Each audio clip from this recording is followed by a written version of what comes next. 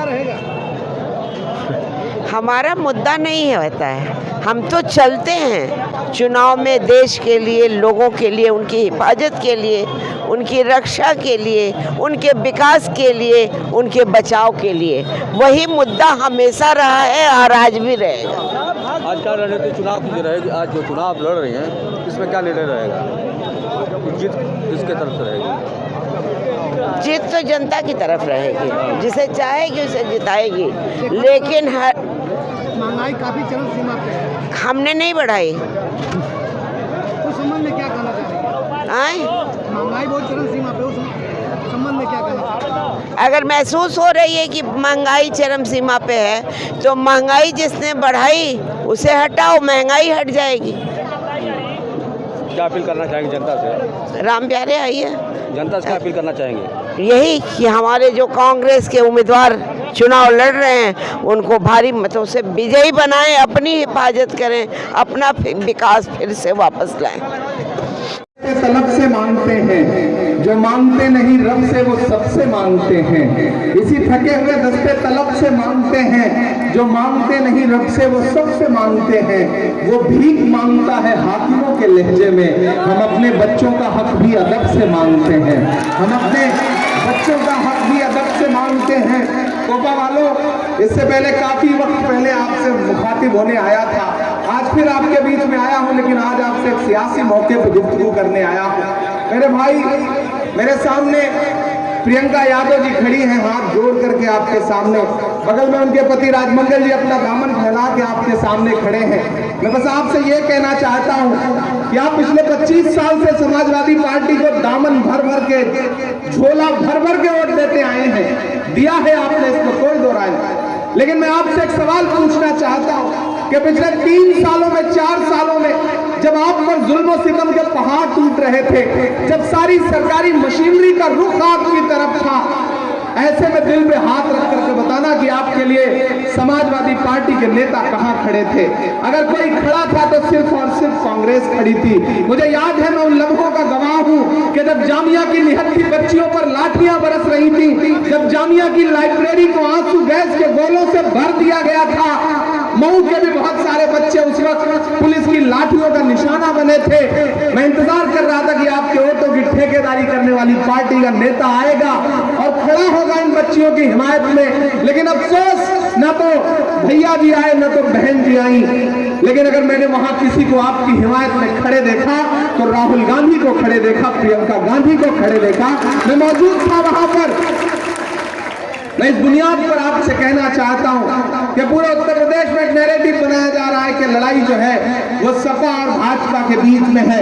लेकिन मैं पूरी जिम्मेदारी से कह रहा हूं कि घोसी विधानसभा में लड़ाई सीधे सीधे भाजपा और कांग्रेस पार्टी के बीच में है।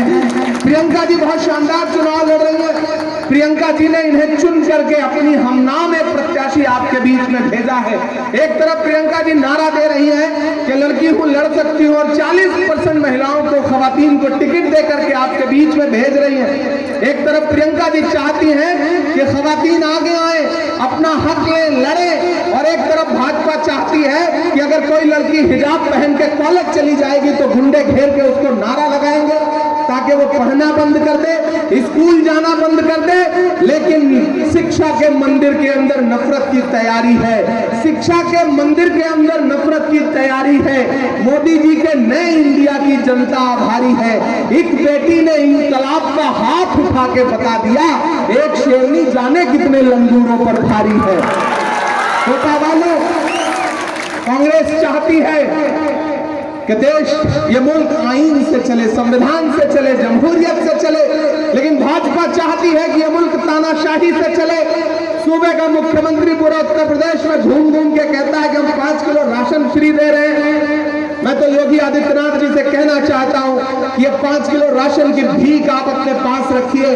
आप तो इस बात का जवाब दीजिए कि आपके छोड़े गए आवारा सांडों ने जो हजारों बीघा फसलें चर ली हैं, इसका जवाब कौन देगा, इसका मुआवजा कौन देगा?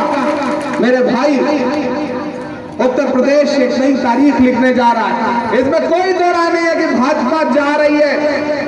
इसका प्रमाण पहले दिन ही मिल गया था जब योगी जी मथुरा से चुनाव लड़ना चाहते थे, बिल्कुल दिल्ली के करीब।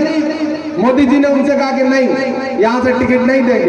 फिर उन्होंने कहा अच्छा अयोध्या से लड़ा दीजिए, थोड़ा लखनऊ के करीब। तो मोदी जी ने कहा नहीं, लखनऊ से भी मत लड़िए, जाइए गोरखपुर लड़िए, अब रहना आपको गोरखपुर में ही है तो वहीं से लड़िए, वहीं रहिए।